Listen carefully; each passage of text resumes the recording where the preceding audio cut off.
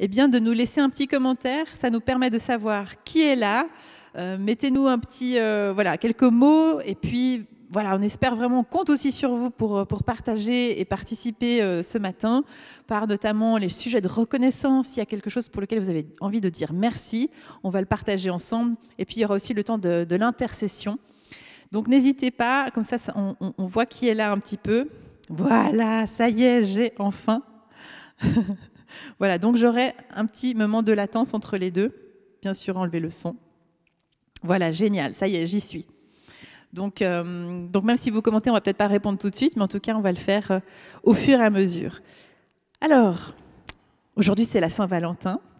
On est content. On va donc fêter et célébrer l'amour ensemble. Et au Lab, chaque fois que nous accueillons une célébration, nous commençons par les mêmes paroles qui nous disent « Qui que tu sois, où que tu sois ce matin, quel que soit ton parcours de vie, ta condition sociale, ta couleur politique, ton identité de genre, ton orientation affective et sexuelle, ton physique, tes vêtements, ton état de santé, ta religion, tes convictions ou tes doutes, tu es aimé.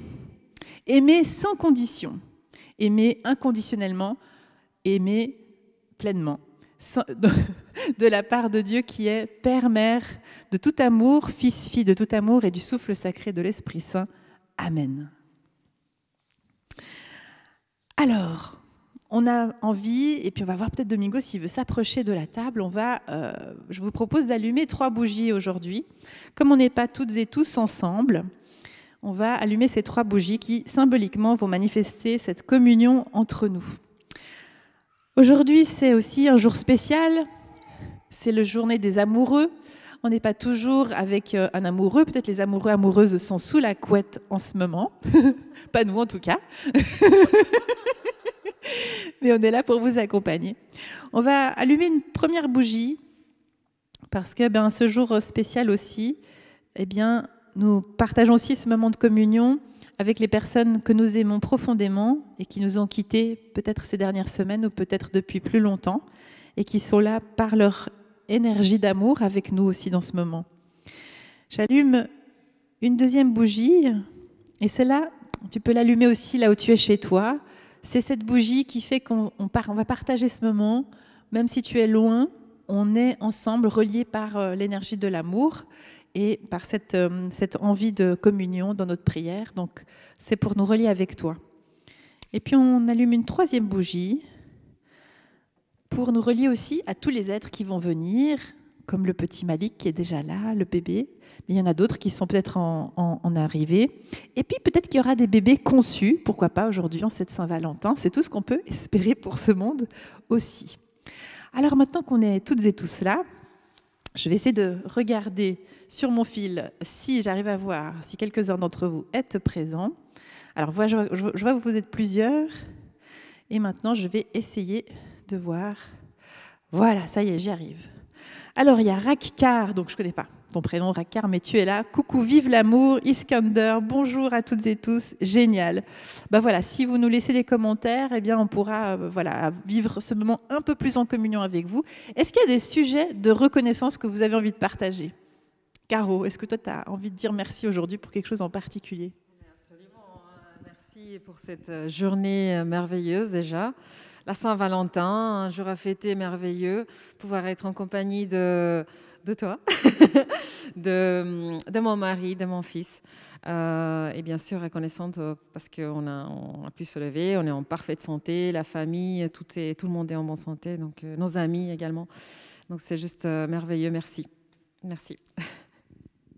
Merci. Est-ce que Domingo, même si tu es derrière la caméra, je peux relayer peut-être une occasion de reconnaissance pour toi? Ouais, le petit Malik. On est reconnaissant pour ce petit garçon qui grandit aussi en bonne santé, avec beaucoup de joie.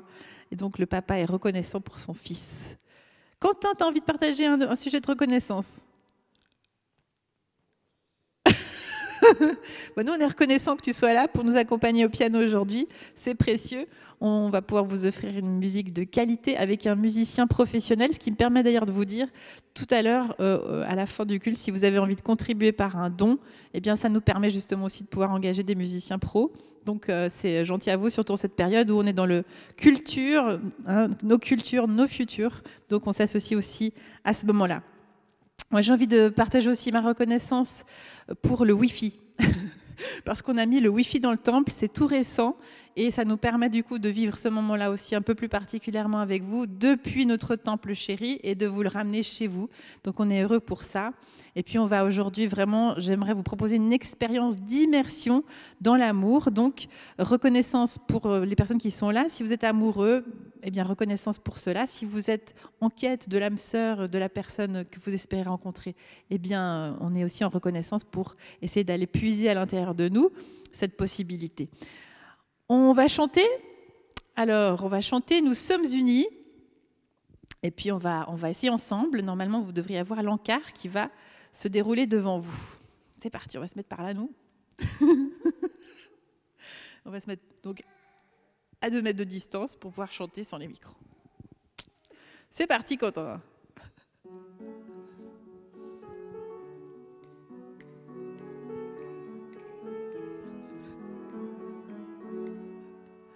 Nous sommes unis dans la famille, car Dieu nous lie à toujours par une chaîne d'amour. Concitoyens, nous sommes les siens, car Dieu nous lie à toujours par une chaîne d'amour. Et chacun des maillons dans l'épreuve tiendra bon, lié à toujours par une chaîne d'amour. Et chacun des maillons dans l'épreuve tiendra bon, lié à toujours par une chaîne d'amour. Encore une fois, nous sommes unis par les ondes dans la famille, car Dieu nous lie à toujours par une chaîne d'amour. Concitoyennes, nous sommes les siennes, car Dieu nous lie à toujours par une chaîne d'amour. Et chacune des maillons dans l'épreuve tiendra bon, lié à toujours par une chaîne d'amour. Et chacun des maillons dans l'épreuve tiendra bon, lié à toujours par une chaîne d'amour. Voilà. Pour se relier, on avait envie de chanter un peu ce chant pour se relier par cette chaîne invisible entre vous et nous.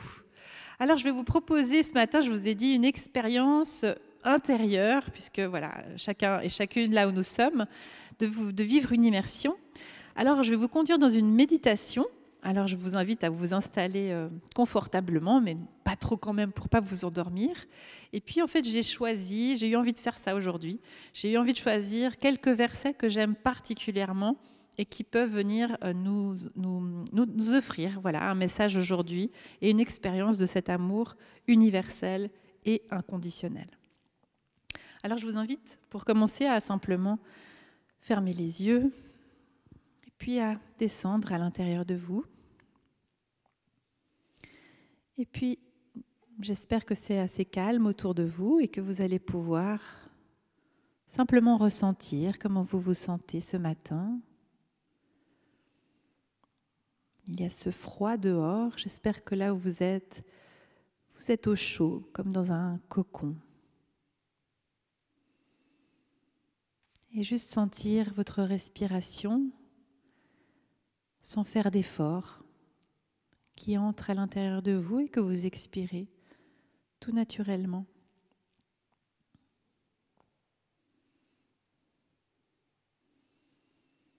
Et juste ressentir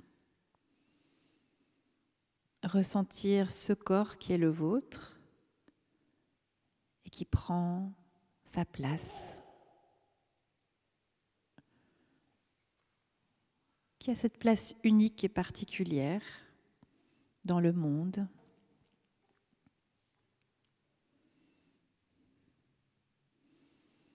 Et sentir que ce corps, eh bien, le souffle est insufflé à l'intérieur de ce corps et lui donne vie.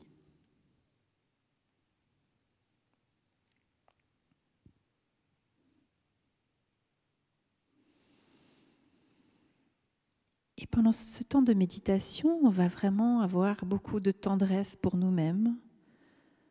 Peut-être que notre corps est tendu, fatigué, douloureux. Eh bien, on va simplement l'accueillir tel qu'il est. Peut-être nous aurons des pensées, des émotions, confortables ou pas. Nous les accueillerons. Elles sont là. Elles ne nous définissent pas. Elles nous habitent et elles repartent.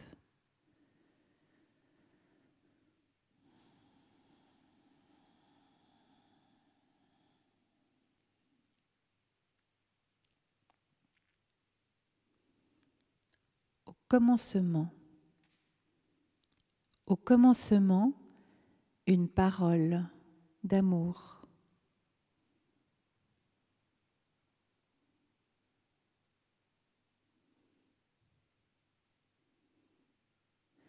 Et je me demande si tu peux voir à l'intérieur de toi où naît l'amour en toi.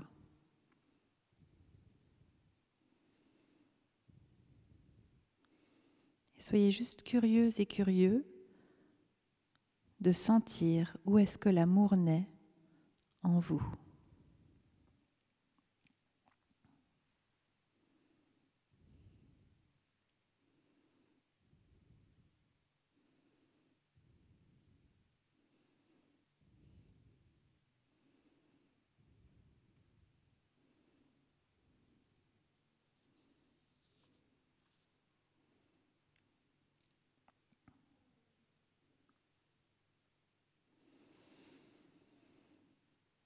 Et à partir de ce point, et si vous ne l'avez pas senti, ce n'est pas grave, on reste avec ça. À partir de cet endroit d'où naît l'amour,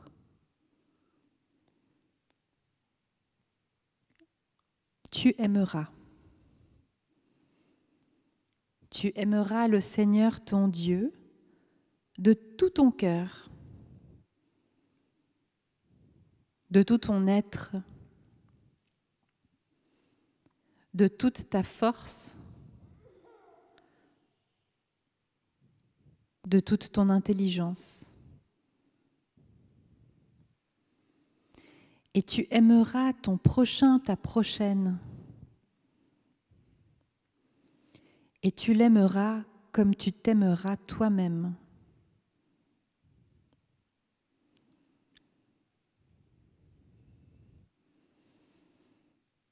Et juste sentir cet élan d'amour ou ce désir peut-être qui est là, ce mouvement de l'amour.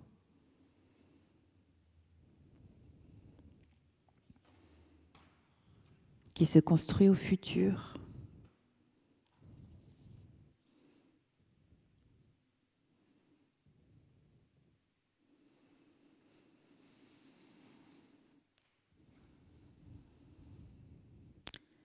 Tu es précieux, précieuse à mes yeux. Tu as tant de valeur pour moi et je t'aime.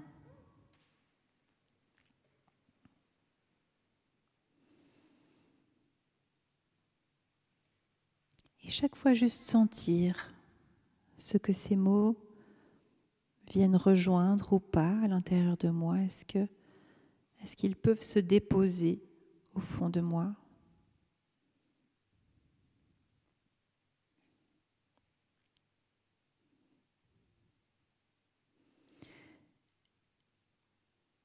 Est-ce qu'une femme peut oublier le bébé qu'elle allait ?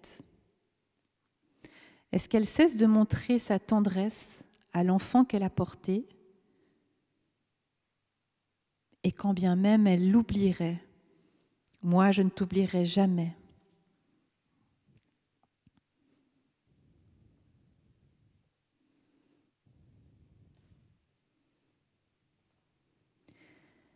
L'amour vient de Dieu.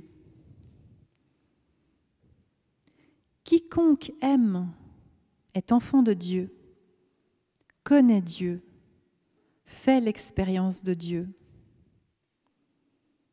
Personne n'a jamais vu Dieu, mais si nous nous aimons les uns les unes les autres, Dieu demeure en nous et son amour en nous s'accomplit.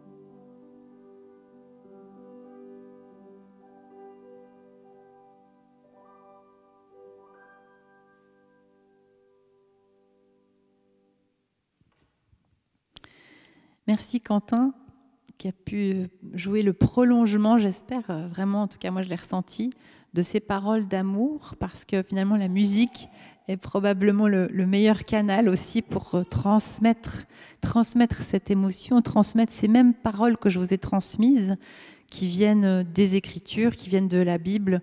Mais ces messages d'amour, on les reçoit de 1000 manières.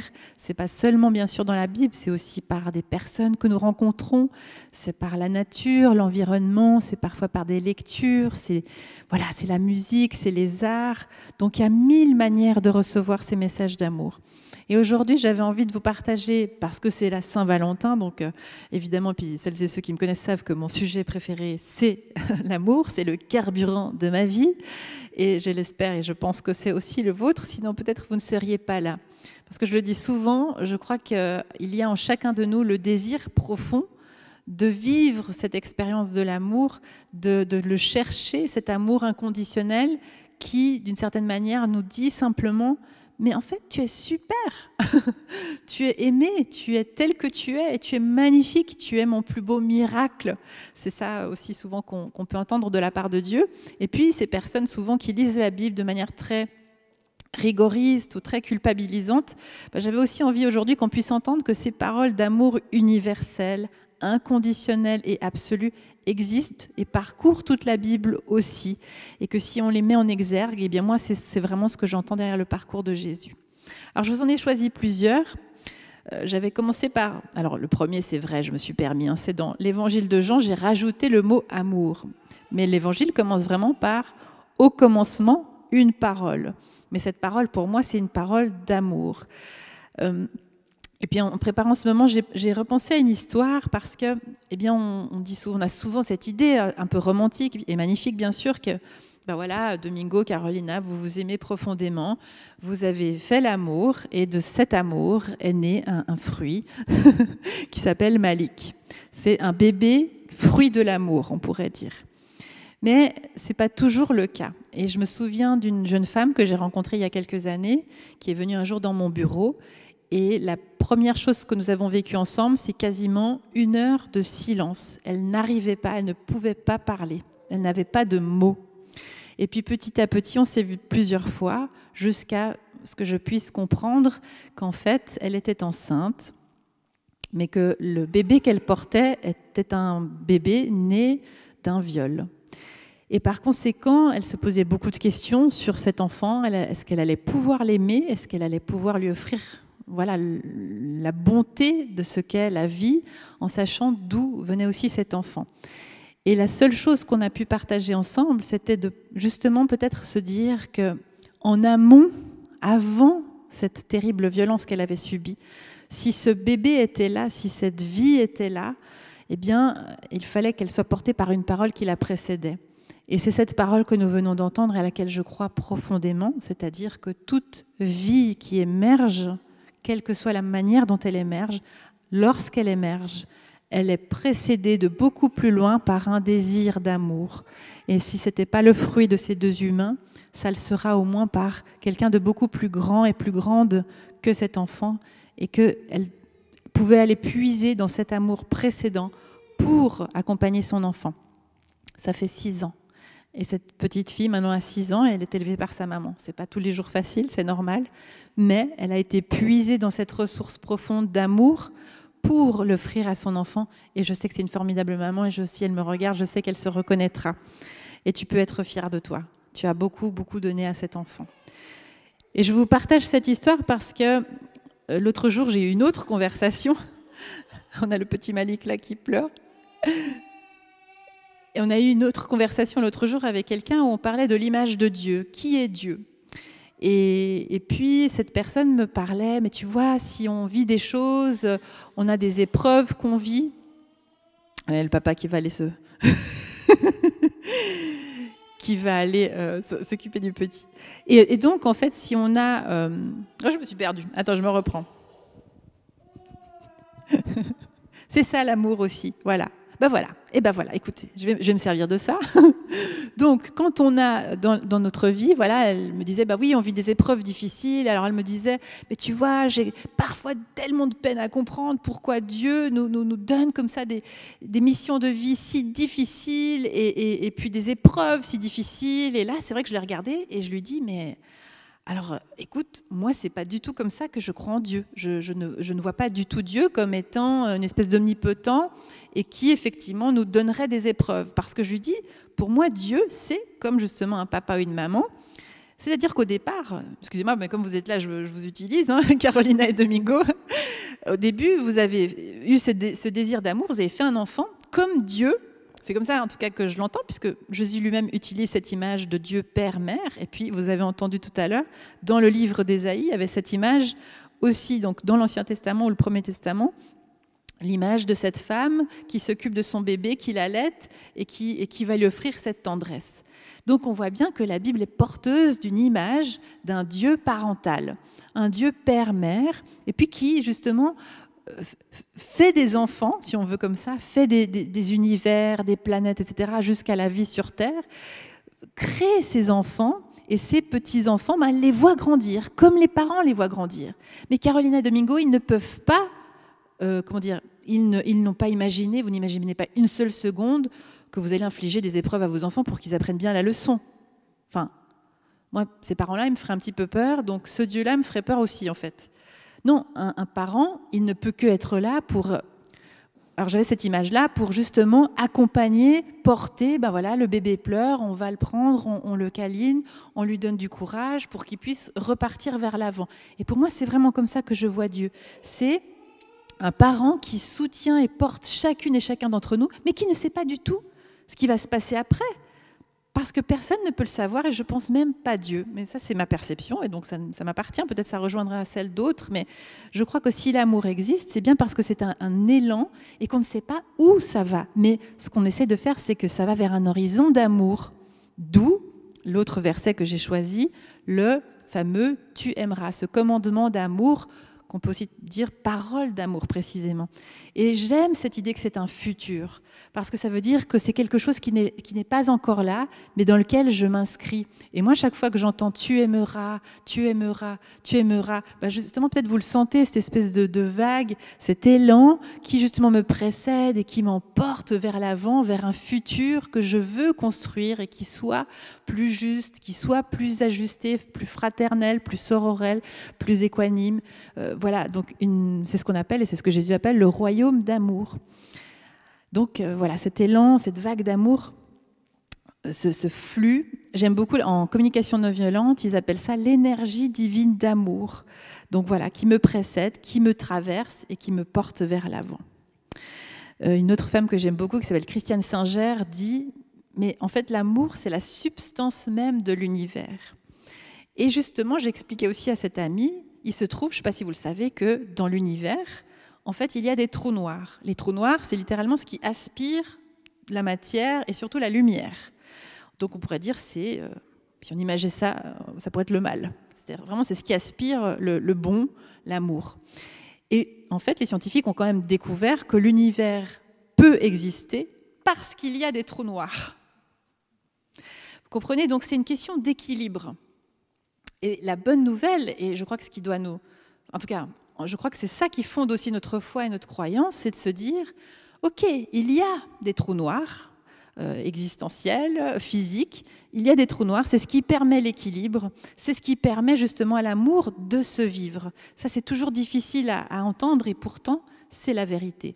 Parce que l'amour, je ne peux le vivre que lorsque je fais l'expérience du manque d'amour. Quand j'en manque, voilà, je fais cette expérience-là. Et Jésus est vraiment celui qui, pour moi, fait cette expérience ultime que beaucoup d'autres font, bien sûr, mais qui essaie de nous porter le message beaucoup plus loin, pour nous dire l'expérience difficile ne s'arrête pas au trou noir. Quand on vit ces moments de découragement, quand on peut vivre des moments de sentiments d'abandon, d'impuissance, de tristesse profonde, de colère, de non-sens, d'absurdité, quand on peut être dans ces moments-là, on pourrait avoir le risque de tomber dans le trou noir et de justement se laisser aspirer par ça. Et au fond, Jésus, pour moi, est vraiment celui qui dit, même, parce que là, je ne sais pas si vous le voyez, mais sur la croix, c'est le sommet de tous ces sentiments que je viens de vous décrire. C'est le sommet de l'abandon, de la violence, de l'injustice, de la douleur et de la souffrance. Et même dans ce moment-là, Jésus, qui pourrait avoir des paroles d'amertume, en fait, de découragement, etc., à cet endroit-là précis, il dit quelque chose de cette vague qui va beaucoup plus loin. Il dit « Père, pardonne-leur, car ils ne savent pas ce qu'ils font. » Et en fait, à aucun moment donné, il n'y a une condamnation de ces trous noirs, si je peux l'appeler encore comme ça. Il n'y a pas de condamnation de cela, mais il y a une annonce profonde de dire « C'est l'amour qui surmonte tout, c'est l'amour qui pardonnera tout, c'est l'amour qui relèvera tout, c'est l'amour qui se déploie toujours à l'infini, car il ne peut pas mourir, il est éternel. » Et je crois que c'est vraiment ça, le message central du christianisme, de la foi chrétienne. Et nous pouvons vivre cette vie avec l'assurance que quoi qu'il se passe, je suis portée par un désir d'amour, nourrie par un désir d'amour, et moi-même invitée à vivre dans ce flux d'amour, quoi qu'il se passe. Alors, il y a cette chanson qu'on avait envie de vous chanter ce matin, qui est « Quand bien même j'aurais tout perdu, si j'ai l'amour, le monde m'appartient. » Je vais boire un petit peu.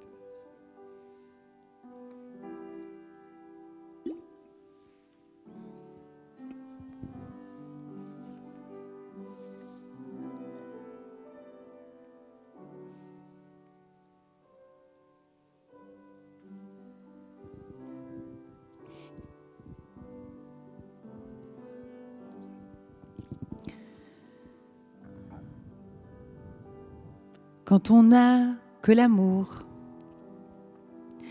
à s'offrir en partage, au jour du grand voyage qu'est notre grand amour. Quand on n'a que l'amour, mon amour, toi et moi, pour qu'éclate de joie chaque heure et chaque jour. Quand on n'a que l'amour pour vivre nos promesses et nulle autre richesse que d'y croire toujours. Quand on n'a que l'amour pour meubler de merveilles et couvrir de soleil la laideur des faubourgs. Quand on n'a que l'amour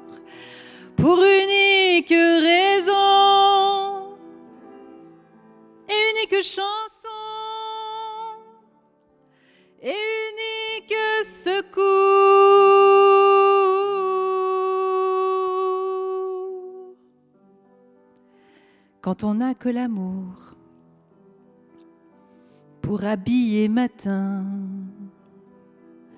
pauvres et malandrins d'un manteau de velours, quand on n'a que l'amour à offrir en prière pour les maux de la terre, en simple troubadour, quand on n'a que l'amour à offrir à celle-là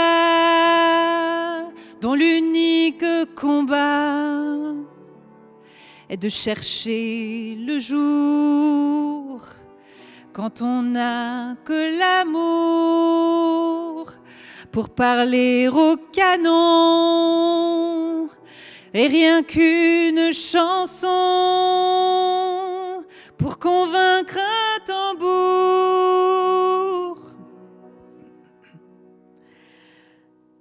Alors, sans avoir rien que la force d'aimer, nous aurons dans nos mains, amis, mes sœurs, mes frères, le monde entier.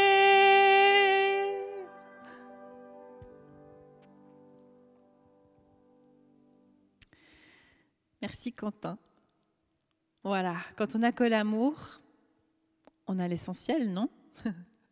Je vous propose d'entrer dans un temps de prière d'intercession. Alors, je vais reprendre ici un petit peu le fil, si j'y arrive. Voilà, je vous propose de me laisser, si vous l'avez envie, quelques intentions de prière maintenant pour qu'on puisse rentrer un petit peu dans ce temps d'intercession ensemble. Ça me fait penser ici, j'ai envie de vous en parler juste quelques secondes, le temps que ça puisse sortir, que nous avons au Lab un magnifique groupe de prière maintenant qui voilà, est en marche depuis le mois de mars, depuis le confinement. C'est sur WhatsApp, nous déposons des intentions de prière toute la semaine. Et voilà, chacun peut y contribuer dans ce groupe. Et tous les jeudis soirs à 21h, nous allumons une bougie et puis une personne d'entre nous va conduire ce temps de prière. Et c'est quelque chose d'extrêmement précieux et d'extrêmement puissant parce que nous sommes reliés avec des personnes qui sont même en Belgique, en France, en Italie. Et on peut vraiment expérimenter que malgré tout, malgré cette période, cette prière fraternelle, sororelle, elle nous réconforte et elle nous donne du courage aussi. Je reprends juste ici, j'avais un message de Alina. Salut Alina, je ne sais pas si tu es encore là, qui nous disait « La vie et l'amour sont le plus important, c'est sûr ». Alors voilà, je ne sais pas si je vais du coup y arriver. On va voir si je rafraîchis la page, si on a d'autres intentions. Peut-être vous en avez aussi, Caro, des intentions, Quentin ou Domingo, vous me dites. Alors, oui, effectivement, je pose... Je peux le prendre. Effectivement, je pense bien sûr à ma famille, toujours. J'espère que ça continue, qu'ils soient en bonne santé, surtout mes parents, qui sont des personnes âgées, voilà, suite à tout ce qu'on entend de cette mutation de virus, etc. Donc j'espère que voilà, ils soient épargnés également, toute ma famille, mes amis, nous-mêmes. Voilà, c'est surtout la santé et vraiment l'intégralité de nos deux familles, donc de mon mari et la mienne. Surtout ça. Voilà. Merci. Malik est d'accord, oui. Alors, je remets maintenant. Peut-être que ça va ressortir un peu plus. Bon. Alors, je vous propose de vous recueillir dans la prière ensemble. Toi que je nomme Dieu de tout amour, toi qui es origine de chacune de nos vies, toi qui es ce Père, Mère si aimant, qui nous regarde dans le déroulement de nos vies, qui nous soutient et qui nous porte. Seigneur, nous voulons te confier tous ces moments difficiles que nous pouvons traverser toutes et tous, te déposer nos inquiétudes, te déposer les êtres que nous aimons et qui ont besoin de toi, qui ont peut-être besoin de guérison, de soulagement, de confiance, de courage, d'espérance, de discernement. Toi, tu connais nos besoins. Toi, tu nous envoies des signes de ta présence, des messages. Puissions-nous, Seigneur, ouvrir les oreilles de notre cœur, ouvrir les yeux de notre cœur pour sentir ta présence, te lire, t'écouter. Chaque fois qu'une parole de relèvement, de réconciliation, de pardon, d'encouragement atteint notre cœur, Seigneur, c'est toi-même qui demeure en nous, qui agit et qui nous emmène dans cette vague vers ce futur, ce royaume de justice, de paix et d'amour, qui est à la fois déjà là et toujours en construction, toujours à venir. Et dans quelques secondes de silence, Seigneur, nous voulons te confier celles et ceux qui habitent nos cœurs et que nous te confions reliés par cette chaîne d'amour maintenant.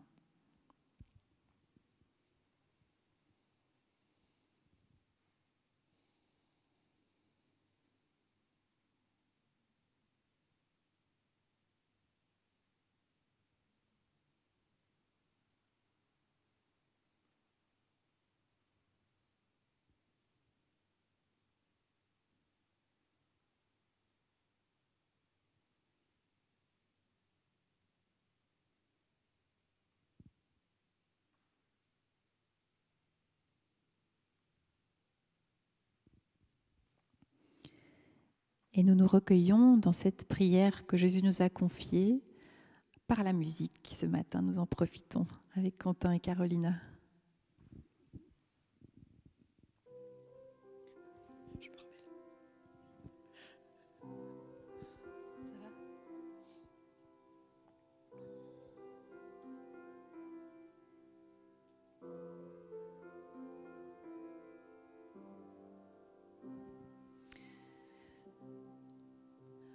Notre Père, Mère qui es aux cieux, que ton nom soit sanctifié, que ton règne vienne, que ta volonté soit faite sur la terre comme au ciel. Donne-nous aujourd'hui notre pain de ce jour. Pardonne-nous nos offenses, comme nous pardonnons aussi à ceux qui nous ont offensés. Ne nous laisse pas entrer en tentation, mais délivre-nous du mal, car c'est à toi qu'appartiennent le règne, la puissance et la gloire pour des siècles des siècles. Amen.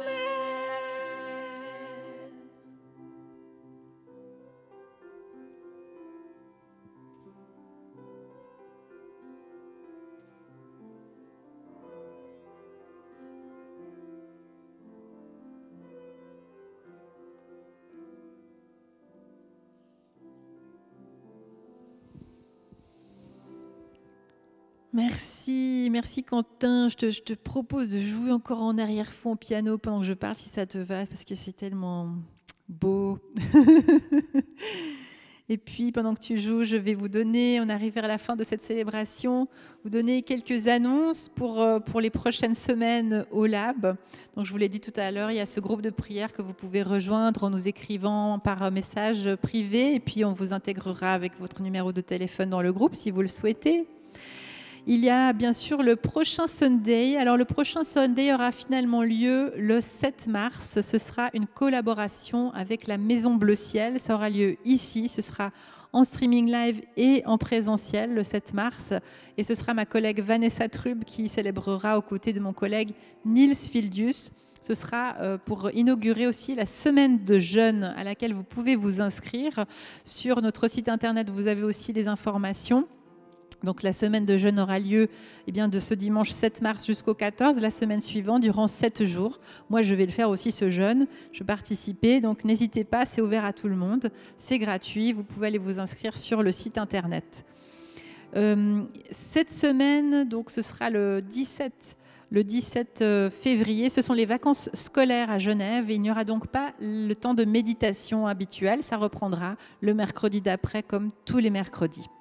Et puis vous dire que par contre, exceptionnellement, nous avons une tente rouge, donc cet espace de parole femmes pour les femmes et trans inclusif, qui aura lieu ce jeudi. C'est sur inscription avec une invitée exceptionnelle, Lynn Berthelet, qui est cette femme trans, directrice de l'association Épicène, et qui viendra nous parler de ce qu'est le féminin dans son expérience de vie, son témoignage. Ça va être génial, donc je vous invite vraiment à vous inscrire, toujours sur le site internet.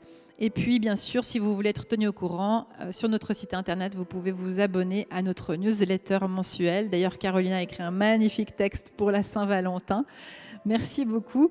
Et puis, bien sûr, si vous avez, comme je vous le disais tout à l'heure, envie de nous soutenir, et puis ce qui nous permet aussi d'engager des professionnels, et en particulier aujourd'hui, je le dis, du monde du spectacle aussi, puisqu'ils souffrent beaucoup en ce moment de la pandémie, eh bien, votre don va venir aussi les soutenir par ce biais-là.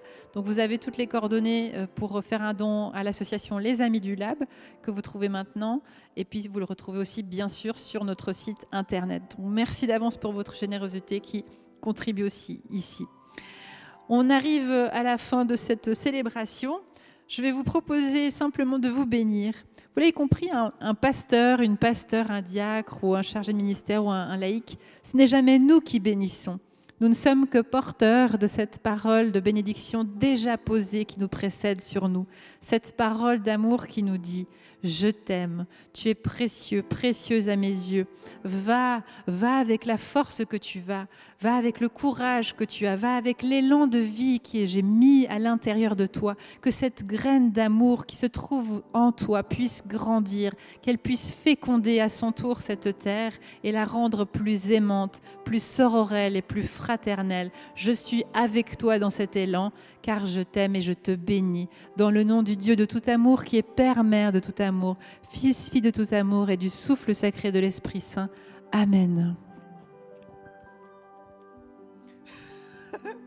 Je t'ai bien inspiré.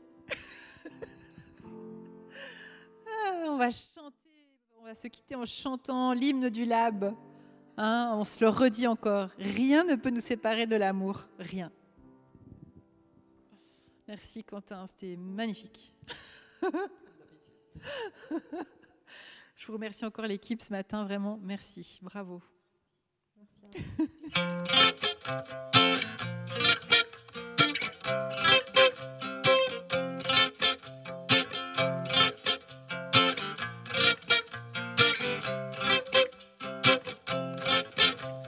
Rien ne pourra jamais nous séparer de l'amour donné.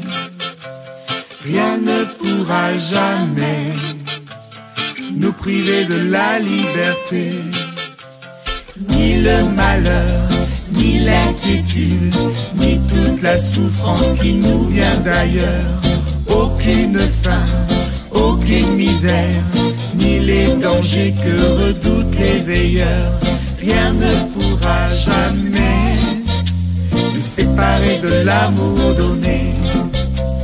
Rien ne pourra jamais nous priver de la liberté.